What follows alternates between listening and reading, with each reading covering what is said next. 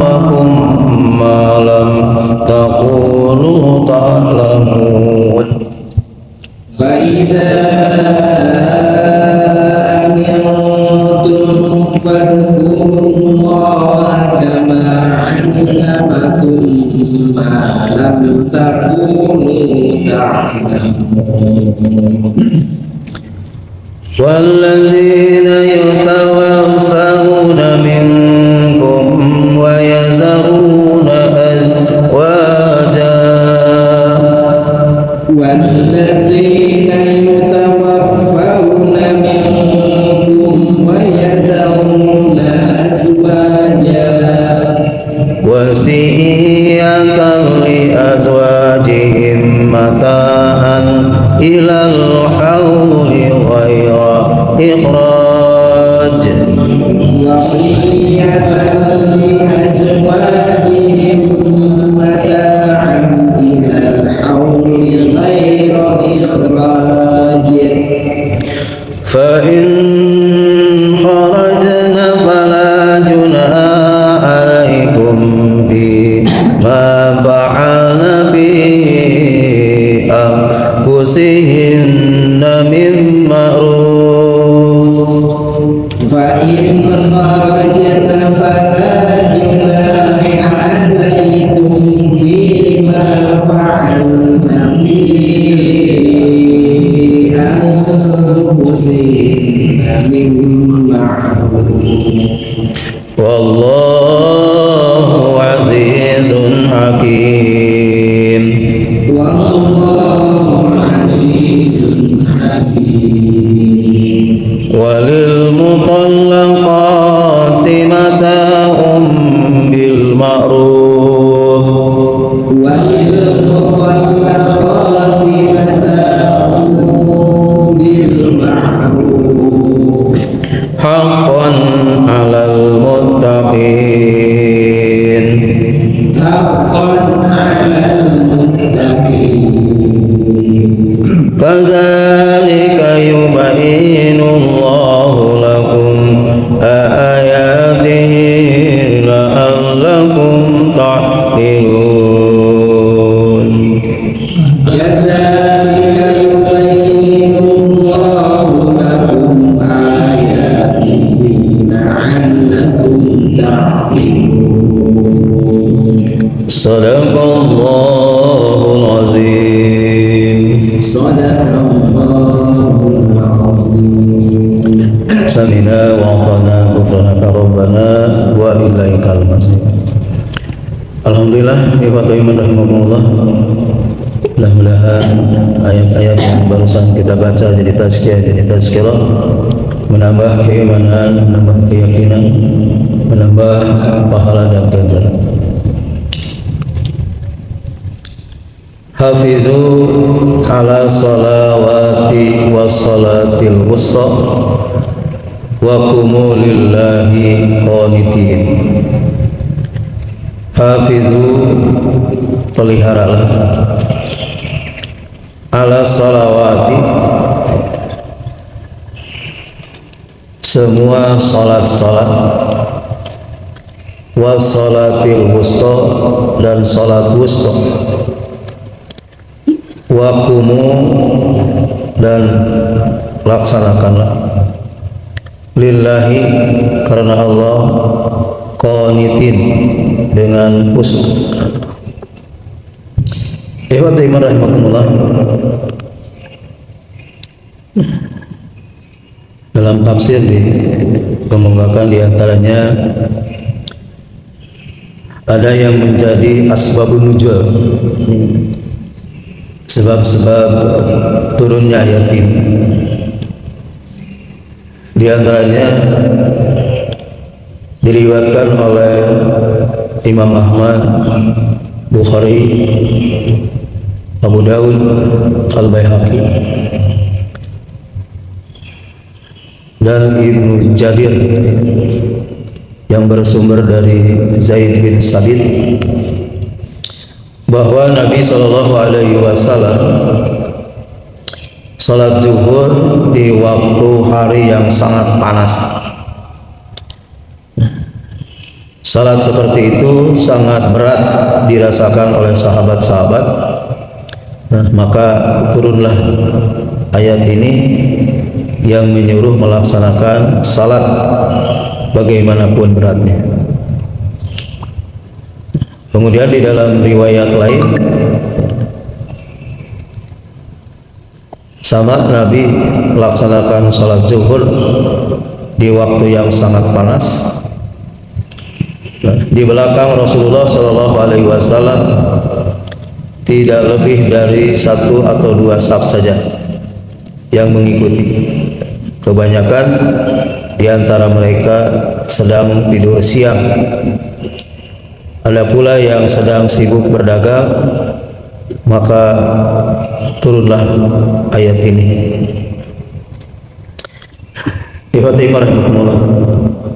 Itu di antara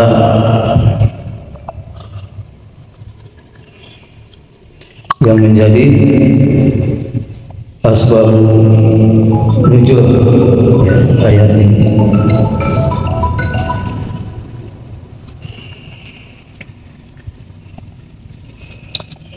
Jadi hafizu ala salawati wa salatil wusta wa qumu lillahi qanitin.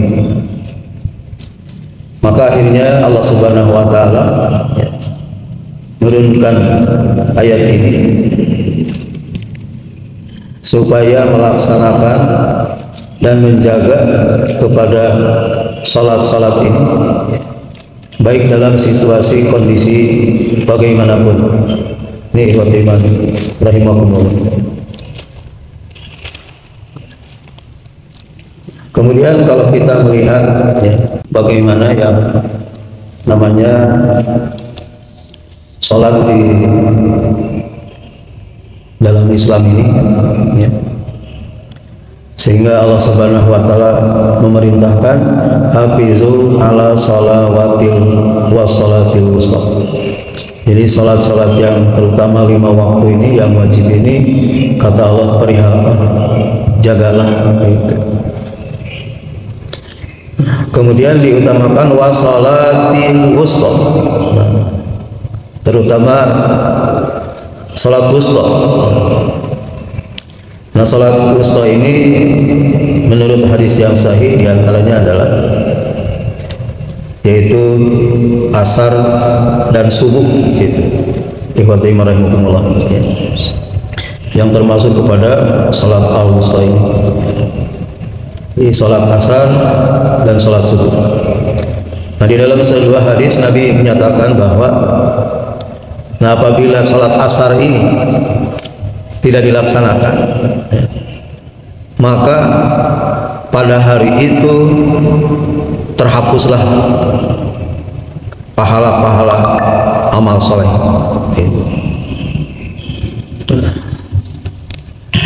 Jadi dengan meninggalkan salat asar, sehingga amalan soleh pada waktu itu, pada hari itu hapus.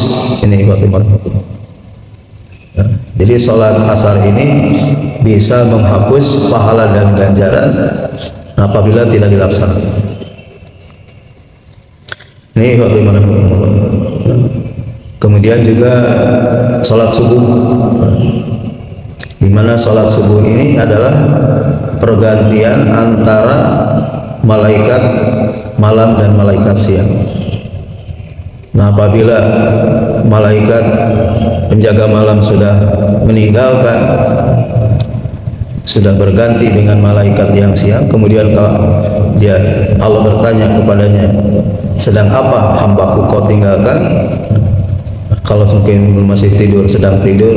Kalau tidak sholat, tidak sholat, ya berarti pada saat itu dia sudah tidak memiliki amal saleh. Nah, ini waktu marahmatullah. Maka as-salawatil wusta juga diperintahkan untuk dijaga, jangan sampai ditinggalkan. Nah, belum nanti di akhirat, Nabi bersabda bahwa salat ini awalu ma yuhassabu abdu yaumal qiyamah. Salat ini adalah yang pertama yang akan dihisab dari hamba. sholat. Maka kata Nabi, kalau sholatnya itu baik, maka baiklah sairu amali, seluruh amal. Jadi kalau sholatnya diterima, maka amalan-amalan yang lainnya pun akan diterima. Tapi wa in fasada, nah kalau sholatnya itu rusak, tidak diterima, maka fasada sairu amali, maka seluruh amalnya pun akan dipandang rusak. Ini Bapak-Ibu. Jadi sholat ini akan menjadi tolak ukur diterima dan tidaknya amal nanti pada hari kiamat. Oleh karena itulah, ya, mumpung Allah masih memberikan kesempatan kepada kita, mari kita mengadakan muhasabah, mari kita mengadakan evaluasi mengenai sholat-sholat yang selama ini kita laksanakan. Karena ada sebuah hadis yang disampaikan oleh Nabi Muhammad SAW. Ada orang yang sholat 60 tahun, ya, Sitina sana 60 tahun. Tapi kata Nabi Muhammad, tidak ada satu sholat pun yang diterima oleh Allah Subhanahu Wa Taala. Karena di dalam sholatnya tidak sempurna, gitu. Sempurna rukunya, tidak sempurna sujudnya. Sempurna sujudnya, tidak sempurna rukunya. Sehingga selama 60 tahun dia sholat, tapi sholatnya tidak ada yang diterima oleh Allah Subhanahu Wa Taala. Ini rahimahumullah. Ya. Nah, jadi oleh karena itulah kita jadikan sebagai bahan muhasabah, sebagai bahan evaluasi sholat-sholat yang kita lakukan selama ini. Karena Allah hanya akan menerima sholat yang tentunya sesuai dengan perintah Allah dan sunnah Rasulullah SAW. Jadi di dalam sholat ini kita tidak bisa mewakaf sorangan. Di dalam sholat ini tidak bisa bagaimana kita. Nah, sebab Nabi sudah menyatakan dalam sabdanya, "Sholu kama ra'aitumuni usolli." Sholatlah kamu sebagaimana kamu melihat aku sholat.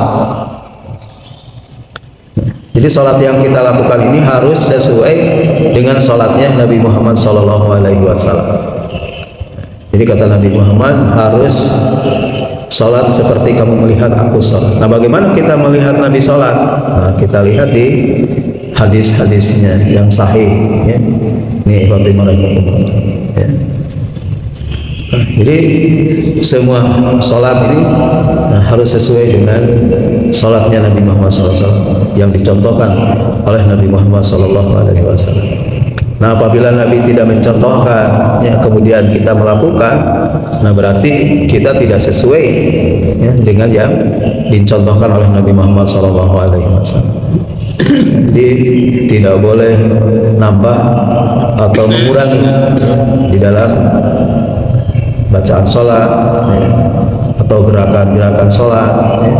Nah, kita harus lihat bagaimana hadis-hadis sahih tentang sholat Nabi SAW.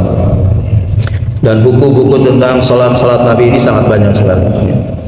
Ya, buku yang sesuai dengan tuntunan sunnah banyak. Ya. Nah, ini Fatimah. Jadi harus hati-hati di dalam melaksanakan sholat. Nah, bahkan sholat ini termasuk imaduddin. Sholat ini tiangnya agama. Kata Nabi, man tarakaha faqad hadamadin.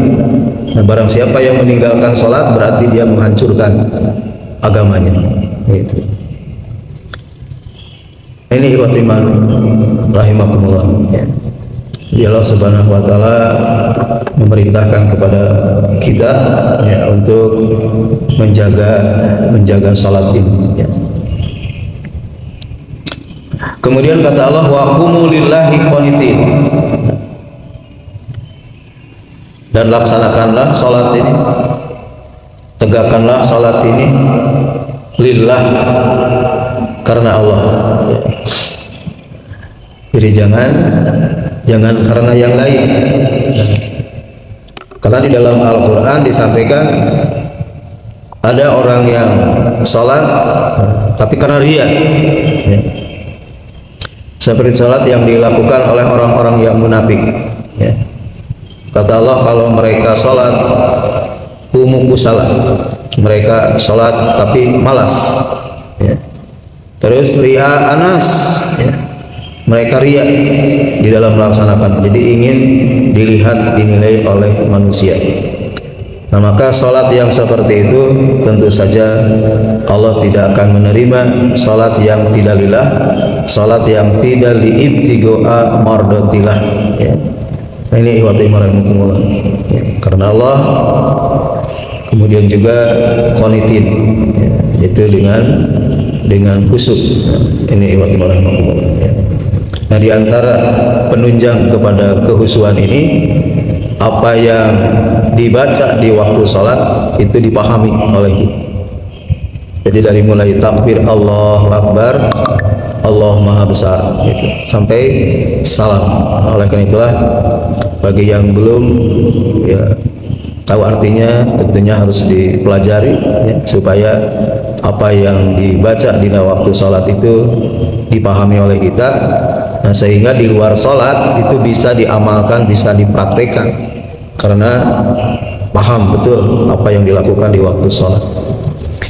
Ini rahimahumullah. Jadi jangan sampai di dalam waktu sholat kita takbir Allahu Akbar, Allah Maha Besar, ternyata di luar sholat yang dibesar-besarkan itu bukan Allah, ya. Bahkan ada yang lagi yang lebih besar selain Allah. Nah, ini rahimahumullah. Nah, bagi orang yang paham begitu takbir artinya Allah Maha Besar, maka dia akan memandang selain Allah itu Maha kecil, termasuk dirinya, gitu. Sehingga tidak ada kesombongan, tidak ada ketakaburan, ya. Ini rahimahumullah. Jadi sholat terus tidak ketinggalan, tapi sombong takabur juga terir-erir. Nah, ini berarti sholatnya belum berfungsi. Salatnya belum berfungsi. Yang di dalam surat Al-Ankabut dia disebutkan di situ bahwa salat ini diantaranya yaitu tanha anil fahsya'i wal munkar, bahwa salat ini bisa mencegah perbuatan fahsya dan munkar ini. Nah, jadi kalau salat tapi ternyata fahsya dan munkar masih dilakukan, berarti salatnya belum berfungsi. Ikhwati iman rahimahumullah. Kemudian ayat yang berikutnya, fa in hibtum farijalan aw rukbanan. Fa in hibtum, nah, jika kamu takut ada bahaya atau sholat dalam situasi kondisi yang berbahaya, farijalan aw rukbanan, maka sholatlah sambil berjalan, aw rukbanan atau berkendaraan. Ini ikhwat iman rahimakumullah, ya. Jadi Allah Subhanahu wa taala ini memberikan solusi bahwa sholat ini tidak mesti dilaksanakan seperti biasa dalam kondisi aman, gitu. Pada suatu saat mungkin dalam situasi kondisi yang tidak aman, kondisi yang berbahaya, kalau dilaksanakan sholat secara sempurna seperti biasa-biasa, maka kata Allah bisa sholat parijalan, ya, yaitu sholat dengan jalan kaki, ya. Ikhwatai rahimahullah. Umpamanya, ya, orang sedang berperang, kemudian dia tidak ingin meninggalkan sholat, nah bisa sholatnya sambil berjalan, ya. Al-rukbanan atau berkendaraan. Ini kendaraannya mau kendaraan darat, mau kendaraan laut, mau kendaraan udara. Jadi Allah memberikan solusi di dalam salat ini disesuaikan dengan situasi kondisi. Kalau kita di udara, ya tentunya salat di udara, di darat salat di darat, di laut ya salat di laut. Ini ikhwat iman rahimakumullah. Kemudian kalau tidak bisa sholat sambil berdiri, bisa sholat sambil duduk. Tidak bisa sholat sambil duduk, ya sambil berbaring. Ya. Ini menunjukkan bahwa sholat ini adalah kewajiban yang tidak bisa ditinggalkan selama kita masih sadar, ya. Selama kita masih ingat, gitu. Maka sholat dalam situasi kondisi bagaimanapun, nah jangan sampai ditinggalkan. Ikhwat iman rahimahumullah. Kemudian fa iza amintum fazkurullah kama allamakum malam takunu ta'lamu. Fa iza amintum, nah, maka apabila telah aman, fazkurullah, maka sebutlah Allah, ingatlah Allah, atau salatlah kama alamakum, sebagaimana Allah telah mengajarkan kepadamu, malam takunu ta'lamun, apa yang tidak kamu ketahui.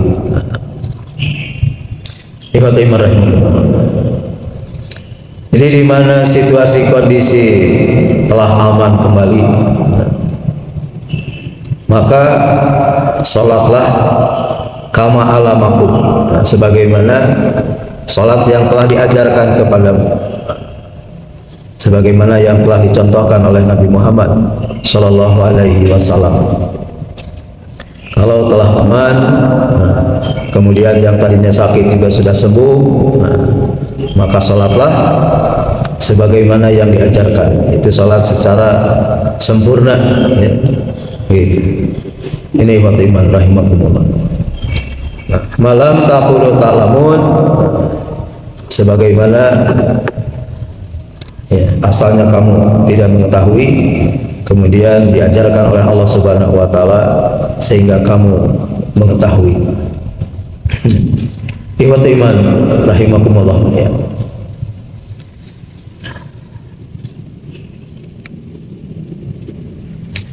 Jadi dua ayat ini, ya, 238 dan 239 ini, ya, jadi dua-duanya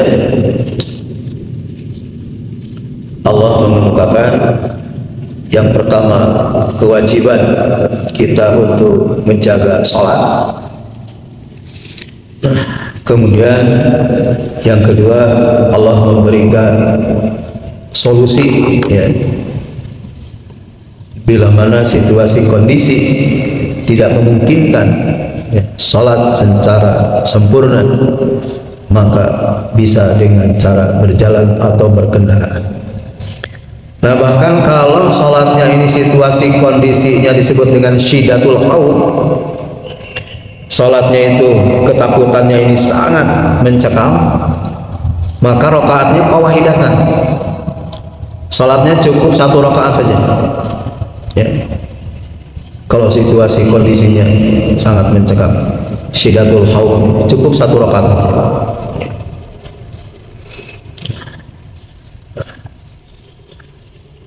Tapi kalau umpamanya dalam situasi sebagai musafir, ya, kita mengadakan perjalanan, maka itu ada sholat yang namanya jama' dan qasar, ya.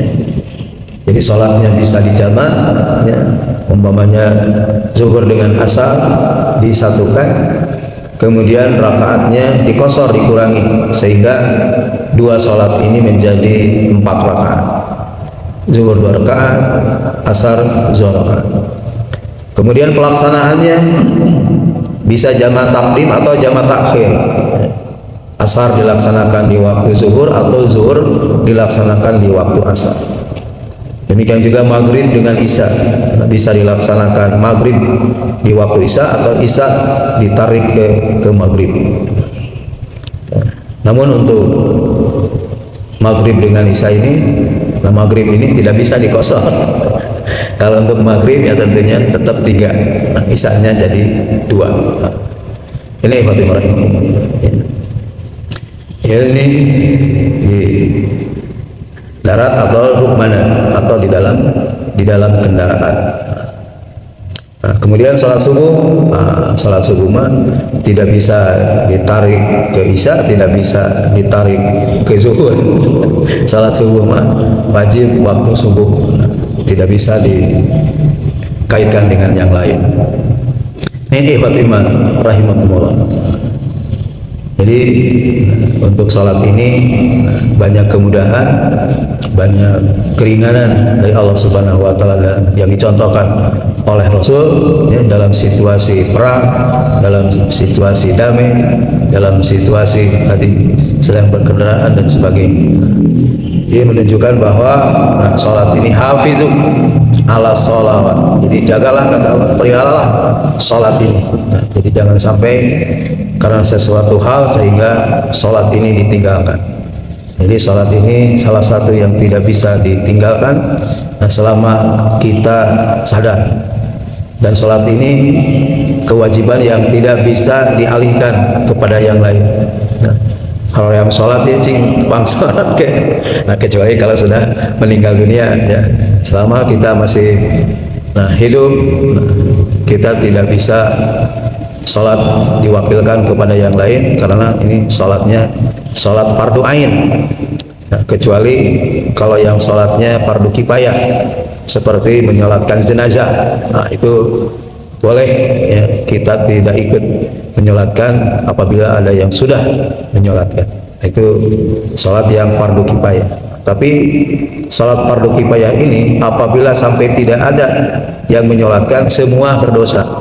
Itu yang fardu kifayah ini ya. Jadi semua yang berdosanya kalau sampai tidak ada yang melaksanakan. Nah, ikhwatimah rahimakumullah, dari dua ayat ini, barangkali ada yang menambahkan ya mengenai salat ini. Ya, maka silakan. Nabi pernah melaksanakan jamaah itu tidak ada hujan, tidak ada yang sholatnya. Betul. Kira-kira sebetulnya ukurannya itu itu diambil pada konsep saya sebetulnya. Ringkas saja. Kan di peperangan sempat terjadi gerakannya tidak seperti gerakan sholat yang biasa. Seperti apa? Ikhwatimah rahimakumullah. Ya.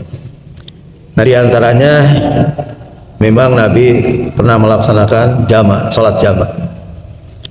Dan di hadis disebutkan pada waktu itu tidak ada sesuatu hal yang sehingga ya mendorong Nabi untuk melaksanakan sholat jama'. Jadi umpamanya ya kadang-kadang ya umpamanya di tempat sendiri ya kita tidak kemana-mana, nah kemudian kita menjamak sholat ya boleh, asal tidak boleh qashar. Nah kalau qasharnya tidak boleh ya.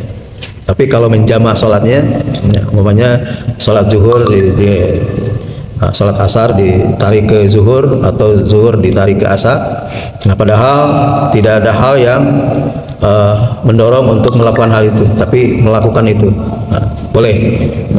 Asal jangan tadi rakaatnya dikosor, rakaatnya dikurangi. Itu ikhwatimah rahimakumullah. Nah, apalagi kalau umpamanya di dalam perjalanan. Nah, kalau di dalam perjalanan tadi diberi rukhsah, diberi keringanan, boleh jama' dan boleh qashar. Nah, boleh jama' dan boleh qashar gitu. Nah, jadi di dalam Quran surat An-Nisa ya, ayat 100 ya. Di situ bisa dilihat An-Nisa 100 ada. Dan dalam surat Al-Hijr kata Allah, niscaya mereka akan mendapatkan dunia ini tempat tinggal yang luas dan rezeki yang banyak. Barang siapa keluar dari rumahnya dengan maksud ketiga karena Allah berjanji, kemudian menyebutnya sebelum sampai ke tempat tujuan, maka sungguh Allah telah mendapatkan sisi Allah. Ya, 101-nya. Coba 101-nya. Dan apabila kamu berpergian di bumi, maka tidak berdosa kamu membuka salat. Jika kamu takut bisa marah, tapi sesungguhnya orang-orang itu akan sunnah bagi. Iya. Jadi wa iza darabtum fil ardi falaisa alaikum junahun an taqsuru minas shalah. Jadi apabila kamu dalam bepergian di muka bumi ini, maka tidaklah berdosa kamu mengqasar salat. Ini Fatimah rahimakumullah dalilnya. Jadi dikosor ininya rakaatnya yang 2, yang 4 menjadi 2. Dan ini falaisa alaikum ya. Dia tidak berdosa, artinya mau sempurna juga nggak masalah ya. Itu mau sempurna salatnya. Jadi falaisa alaikum junahun, tidak berdosa antak suruh minas shalah. Ini Fatimah ya rahimakumullah ya. Enggak. Ya. Jadi untuk jarak ini ya, diantaranya para ulama ikhtilaf ya. Nah, berapanya. Nah, tapi diantara kesimpulannya untuk jamak dan qasar ini itu bukan di tempat sendiri ya, bukan di tempat sendiri. Nah, jadi kita keluar dari tempat kita sendiri. Jadi kalau kita di Bandung ya keluar dari Bandung, itu keluar dari Bandung. Nah, disitulah kita punya kesempatan tadi untuk mengqasar dan menjamak sholat. Gitu. Sebagaimana firman Allah tadi, ya, falaisa alaikum junahun. Kemudian ada yang menyatakan dikembalikan kepada al-urf, dikembalikan kepada kebiasaan, yaitu biasa orang melaksanakan jamak dan qasar ini di jarak berapa, itu jadi dikembalikan kepada kebiasaan. Ini Fatimah rahimakumullah. Jadi kalau umpamanya kita keluar dari Bandung umpamanya ke Rancaikek gitu. Kalau menurut uruf ya kebiasaan itu bisa jamak dan qasar ya boleh gitu, melaksanakan jamak dan qasar. Itu Fatimah rahimakumullah.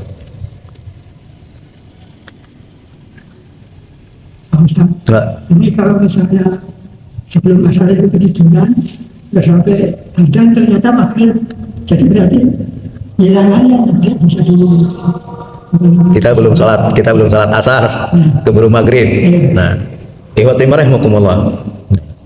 Karena ini namanya ketiduran, nah, ya, tidak disengaja.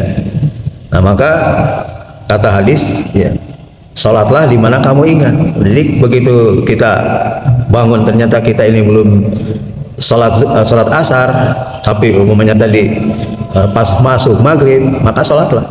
Gitu. Sholatlah. Tapi kalau orang ini sudah belum. Sudah sholat asar atau belum? Nah, maka tentukan saja bahwa kita belum sholat asar. Gitu. Jangan ditentukan yang sudah. Nah, nyatakan saja kita belum sholat asar, kemudian kita sholat. Nah, setelah itu kemudian sholat maghrib.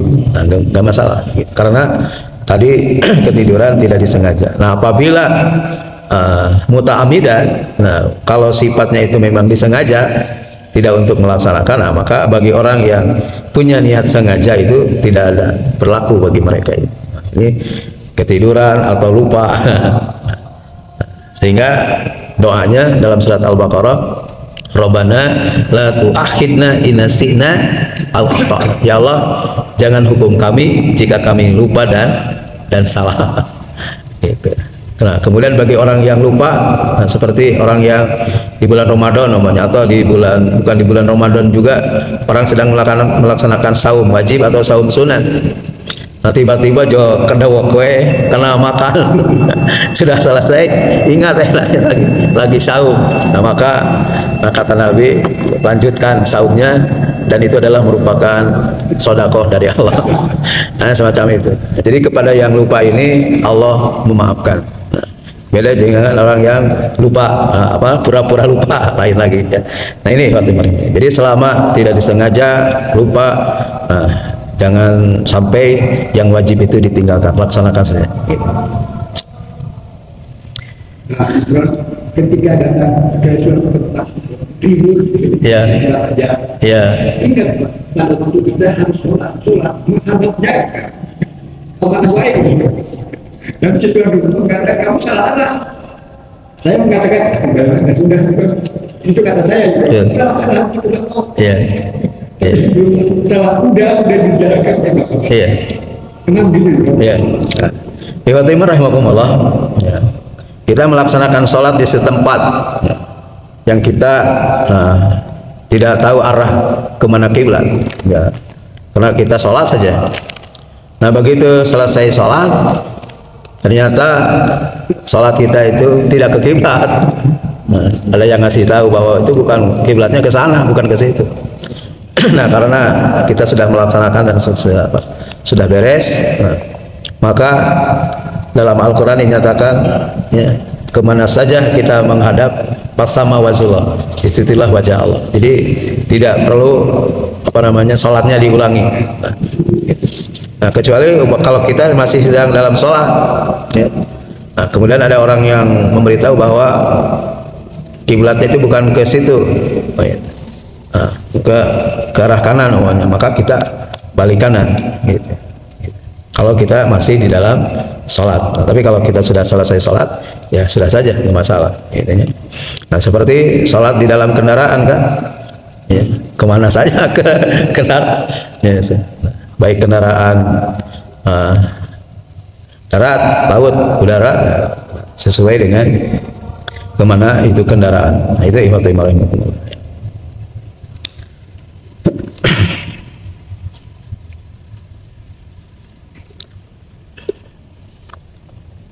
Yang lainnya barangkali masih ada.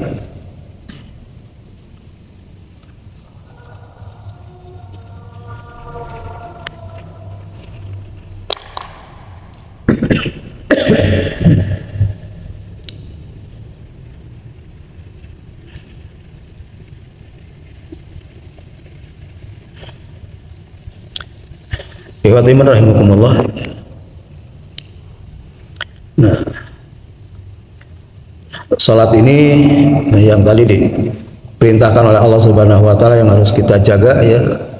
Ini salat harus dijaga sesuai dengan yang dicontohkan oleh Nabi Muhammad SAW ini. Karena saat ini diantaranya banyak yang melaksanakan salat tapi salat-salat yang tidak dicontohkan oleh Nabi ya. Jadi banyak salat yang dibikin-bikin ya gitu. Nah, ini hati-hati.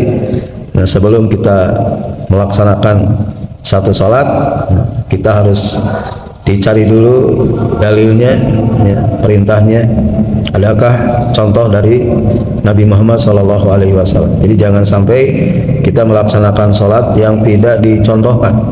Umpamanya salat nisfu Sa'ban itu kan, itu sampai 100 rakaat ya.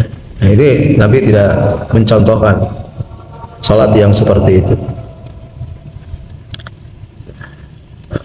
Jadi sekali lagi di mana kita akan melaksanakan sesuatu kewajiban supaya mendapat ganjaran dan pahala harus dicari dulu perintahnya dari Allah Subhanahu wa taala dan contohnya dari Nabi Muhammad SAW. Jadi jangan sampai kita melakukan perbuatan yang tidak diperintahkan dan tidak dicontohkan. Sebab masalahnya adalah tidak akan ada ganjaran dan pahalanya itu. Ya. Istilah Sundanya itu capek gawe teka pake diteke, nah itu masalah gitu. Nah, jadi halas kita melaksanakan tapi ternyata hasilnya tidak ada. Nah, ini ya rugi ya bagi kita. Jadi karena Allah hanya akan menerima amalan-amalan yang memang diperintahkan oleh Allah dan dicontohkan oleh Rasulullah. Jelaskan dalilnya dari Nabi Muhammad, man amila amalan laisa alaihi amruna bahwa rodun.